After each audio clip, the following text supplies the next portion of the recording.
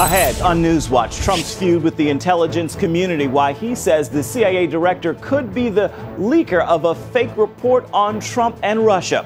Plus, why some Christians believe Donald Trump is God's way of giving America another chance. Hear what Trump's America could mean for religious freedom. And you can go in, have surgery in the morning, come home in the afternoon and go to work the next day. It's just that simple. the amazing treatment that kills cancer without many of the terrible side effects.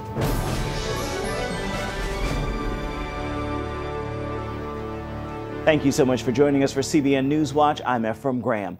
By the end of the week, President-elect Donald Trump will be sworn in as America's 45th president. But in his last few days before assuming office, Mr. Trump continues to criticize outgoing Obama officials. Over the weekend, his aim was at CIA Director John Brennan. Caitlin Burke is on this story. Tensions between outgoing CIA Director John Brennan and President-elect Trump escalated over the weekend after Trump suggested Sunday that Brennan could be behind the leak of an unsubstantiated report alleging Russia holds compromising information on him.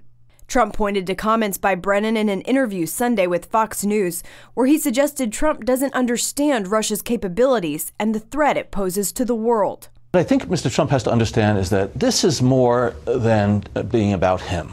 And it's about the United States and our national security. The president-elect took to Twitter, asking his followers if the CIA director could have been the leaker of fake news. Famed Washington Post journalist Bob Woodward said on Fox News Sunday that Trump is right to be upset with the intelligence community, calling the Russia document garbage. And Mike Pence is also defending the president-elect, criticizing comments made by Democratic Congressman John Lewis, a civil rights icon, that he didn't see President-elect Donald Trump as, quote, a legitimate president. There's no question about the legitimacy of this election, and for John Lewis to make those statements is deeply disappointing. Pence went on to say that he hopes anyone considering a boycott from Trump's inauguration will reconsider and instead celebrate the peaceful transition of power. Trump himself is still planning to get off to a fast start once he's inaugurated as president Friday, telling the Washington Post this weekend the replacement plan for Obamacare is nearing completion, with the goal of insurance for everyone. Caitlin Burke, CBN News. Loretta Lynch gave her last speech as Attorney General at an Alabama church Sunday, just before the Martin Luther King holiday. The church is known for having suffered one of the most notable attacks of the civil rights movement, where 4 girls were killed by the Ku Klux Klan. During her speech, Lynch suggested with Trump taking office, similar violence has returned. We see anti-Semitic slurs painted on the walls of synagogues. We see bomb threats and arson directed at mosques. Lynch ended the speech saying, quote, "If it does come to pass that we do enter a period of darkness, let us remember this. That is when dreams are best made."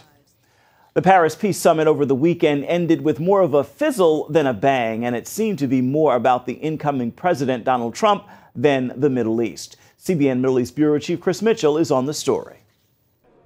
More than 70 countries sent representatives to the Paris Peace Summit, including more than 30 foreign ministers. But the final resolution said nothing new. Our first goal is to say, with strength, that a two-state solution is the only possible one. It is the only one that provides an answer to the legitimate aspirations and rights of both parties. But Israeli Prime Minister Benjamin Netanyahu said the conference would only drive peace further away. It creates a bigger gap regarding peace because it hardens the Palestinian stance and distances direct negotiations without preconditions. Israel was concerned the summit would become a springboard for another anti-Israel resolution at the UN. The U.S. abstained, allowing anti-settlement resolution 2334 to pass just before Christmas. But Secretary of State John Kerry called Netanyahu to assure him that wouldn't be the case. CBN senior editor John Waggy said Kerry's statement is a reflection of a major transition.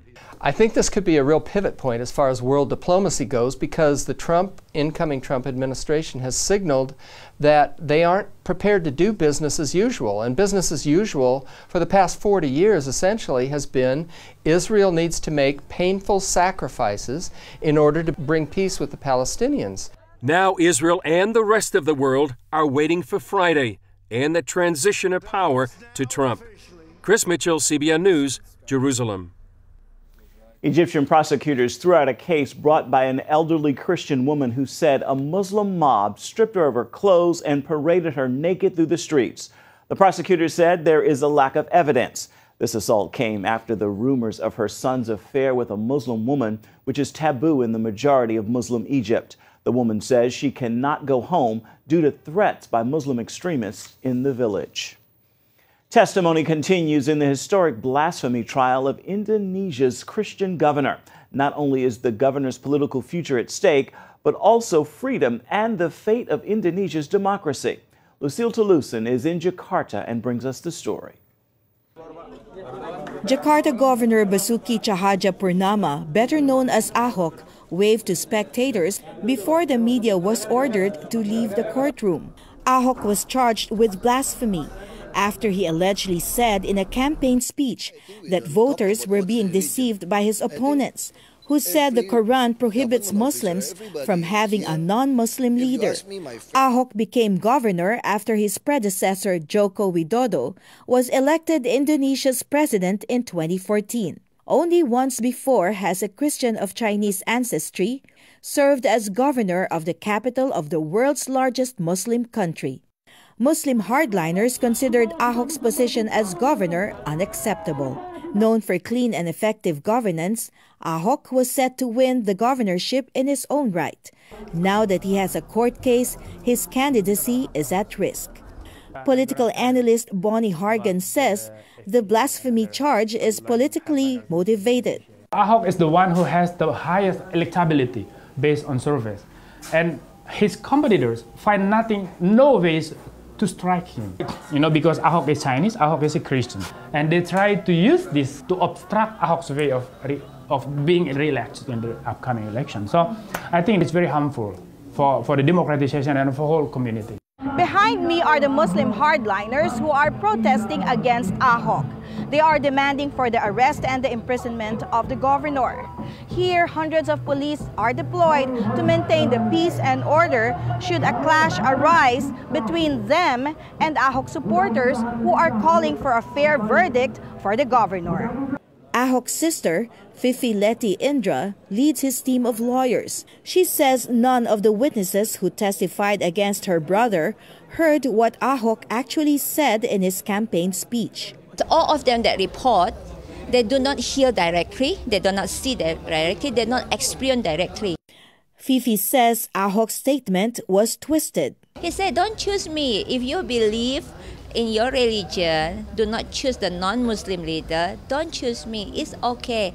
She says her brother is holding up well in the midst of this trial. He understands that he may receive persecution because of what he believes. He also believes that God is going to use this as a showcase to make people have more strong belief that everything is God in control. Ahok's blasphemy trial is expected to continue until after the Jakarta gubernatorial election next month. Lucille Toulousan, CBN News, Jakarta. We're now learning that a deadly superbug is to blame for a woman's death in Nevada. It is the kind of case scientists have been worried about for years as bacteria mutate into drug-resistant strains. The bug in this case was resistant to 26 different antibiotics. In other words, there were no antimicrobial drugs that could fight it. Health Day News reports the woman contracted the bug while visiting India. She was in her 70s and died in September. Megachurch pastor Bishop Eddie Long has died at the age of 63. Long was the pastor of New Birth Missionary Church in Georgia. According to a statement from his church, he died following a battle with an aggressive form of cancer. In September, Long acknowledged he was having health challenges, but he did not give details about his diagnosis. Throughout his ministry, Long was an outspoken proponent against same-sex marriage and homosexuality. But in 2010, he settled a lawsuit filed by 4 young men who said he pressured them into sexual relationships. Despite the controversy, members of Long's church remember him for his commitment to God and the African American church. Still to come, they had their say on Election Day, why many Christians are now hopeful someone in Washington will finally be listening.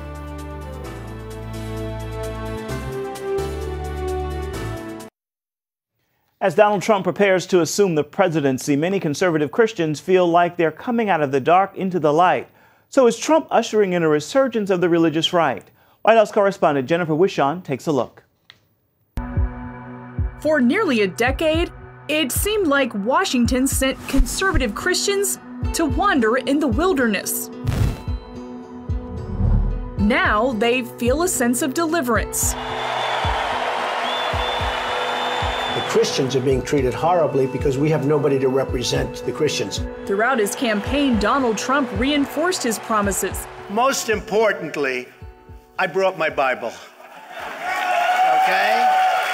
And since winning the election, he's appointed one conservative Christian after another to his cabinet. I will be the greatest representative of the Christians that they've had in a long time. And now the vast majority of evangelicals who helped send Trump to the White House are ready to reap their rewards. Those include the appointment of pro-life Supreme Court justices and the banning of late-term abortions. A baby in the womb that has all its vital organs, has eyelashes and fingernails, can hear and respond to its mother's voice and feel pain, deserves legal protection as a member of our human family. And he's agreed to sign that into law. As president of Concerned Women for America, an author and fierce advocate for the unborn, Penny Nance says it feels like a new day in Washington. I really believe that God listened to the prayers of the faithful around this country as we reached out one more time and said, you know, give us another chance. There's also an expectation the new president will enforce the constitutional right for Christians to live their faith and obey their conscience. It's an issue that led to a historic turnout on Election Day. I think there's no more important issue at home or abroad than freedom of conscience or religious liberty. Charles Haynes is founder of the Religious Freedom Center of the Newseum Institute. In this country, people seem to get the idea that now in the public square, people of faith should be quiet about it, keep it in their homes or their churches or places of worship. But actually, that's absurd. I don't want to equate this to persecution in the United States compared to what's taking place in China or anything like that. But you're seeing people of faith squeezed out. We're finding a hostility in the media. We're finding it's okay to ridicule a Catholic priest or a Christian missionary. They're almost the brunt of a joke. Christians wished it was a joke when the U.S. Civil Rights Commission issued its September report on religious freedom. Commission Chairman Martin Castro wrote, "The phrases religious liberty and religious freedom will stand for nothing except hypocrisy so long as they remain code words for discrimination, intolerance, racism, sexism, homophobia, Islamophobia, Christian supremacy, or any form of intolerance." This report was appalling to me because it really essentially said when there's a conflict between principles in our public arena, non-discrimination, for example, and religious freedom, guess what? Non-discrimination always wins. Religious freedom never has a voice.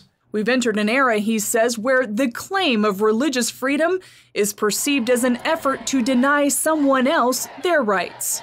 By using language that suggests that Christians who object or who want accommodation are, just by definition, bigots, is very wrong and dangerous.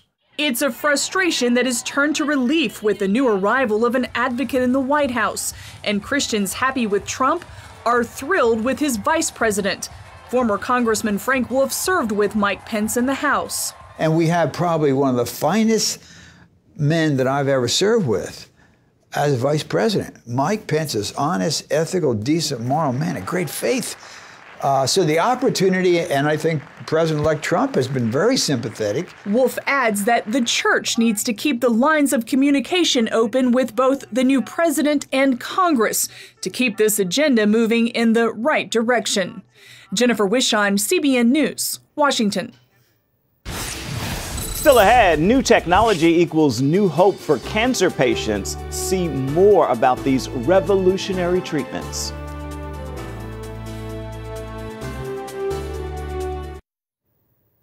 Just 10 years ago, doctors had no idea new technology was on the horizon that would help them to fight cancer. Lori Johnson shows how one leading treatment center is helping patients beat cancer in a way that is light years ahead of the past. Unfortunately, cancer is still prevalent in our society. 4 out of 10 Americans will learn they have cancer sometime during their life. The good news, that diagnosis isn't what it used to be. Today's cancer treatments offer greater hope than ever before, both with increased cure rates and fewer side effects. You know, this is a radical thing that a man goes through. Like millions of men diagnosed with prostate cancer, Dennis Jones not only worried about getting rid of the cancer, but also the possible side effects of surgery. Incontinence, if it's a problem for you, you could be leaking urine all day, every day for the rest of your life, and that could be a much bigger problem than having problems with sexual function. You know, my name's written in the Lamb's Book of Life. I know where I'm going to spend eternity, but my life on earth here, I want to be as productive as I possibly can. That's why Jones chose brachytherapy seed implants, a treatment offered at Virginia's Bon Secours Cancer Institute. I've been blessed to say that I haven't experienced any of those side effects. It begins when doctors plant tiny radioactive seeds inside the prostate. We place needles into the prostate, patients asleep, of course, when we're doing this, and then we are able to slide these little tiny pellets through the needles inside of the prostate so they radiate from the inside out. And we find that that's very effective because it's where the cancer is, so we're killing the cancer from the inside. But also we can make it so that it's so conformal to the target so that the normal tissue, the bladder, the rectum, gets very little dose and has no complications for the patient. It only takes a couple of hours. I really see the advantage of brachytherapy and the one and done principle, and just to get all the radiation in at once, put up with some side effects for a brief period of time, and then the treatment is done. And all we do is we observe to make sure that the treatment worked. And it is amazing to see the results. Like low PSAs, a blood test where higher numbers indicate cancer. Well, my numbers were at one point 16, 13 to 16 and more. And today it was 0.02. Those are good numbers, by the way. Those are very good numbers. I'm very excited about that. And I thank God for leading me to the right physicians. And those doctors regularly thank God, too, because Bon Secours is the only faith-based hospital in the state. One of the things that we really take care of are those that can't really afford to pay. And so we really see this as a mission. Where we're reaching out and taking care of those people, because it really is a ministry. People pray for patients, really care about the patients, and we hear that over and over again. Part of that care is pursuing technology that protects the body from aggressive treatment. While seed implants radiate from inside, what's known as TrueBeam works from the outside in. With the latest radiation techniques, the key is precision. New tools better isolate the tumor, thereby protecting the healthy tissue surrounding it. That means higher doses of radiation can be used. Computer software helps TrueBeam hit the tumor from every angle, constantly adjusting to its shape. When Annie Heischel learned she had breast cancer, she assumed the worst. My emotions was I was going to go without 2 breasts real fast. I was just going to have to accept the fact that at my age I wasn't going to need them anymore. Happily, she was wrong. Nowadays, the majority of patients don't need a mastectomy. They can have lesser surgery, a lumpectomy or what we call a partial mastectomy, which then involves radiation therapy to help minimize the recurrence. The long-term results of a partial mastectomy or lumpectomy are just as good as a mastectomy. When Dr. Ives removes a tumor, he puts this so-called biosorb in its place. There are a lot of surgeons that don't know about it yet. A lot of patients, I think, that don't know about it. In X-rays, the biosorb helps pinpoint where the tumor used to be, so doctors know exactly where to radiate. The Biosorb also makes breasts look normal. You're taking a portion of the breast out, you're leaving an empty space, and that can distort the breast. But this device is a three-dimensional device, and so you're putting it right where the tumor was, and that provides some scaffolding or buttress to the breast to decrease the amount of deformity that you might be causing. Everything that they have out there for you, especially this Biosorb, you can go in and you can go in, have surgery in the morning, come home in the afternoon and go to work the next day. It's just that simple. So while a cancer diagnosis can be traumatic, new treatments can often lead to better cure rates than before with fewer complications. Lori Johnson, CBN News. Time now for your Monday motivation, and today I'd like you to consider this. God has given you dreams as well as visions. It is now up to you to take steps to make them a reality. Those steps of faith will cause God to act on your behalf. With that word, make this a marvelous Monday. And that will do it for this edition of CBN NewsWatch. Remember, you can find more of our exclusive coverage of the issues you care most about always at cbnnews.com. We'd love to hear what you think about the stories you've seen here today. You can do that by emailing us at newswatch@cbn.com. We'll see you tomorrow. Thank you so much for joining us. Make this a marvelous Monday.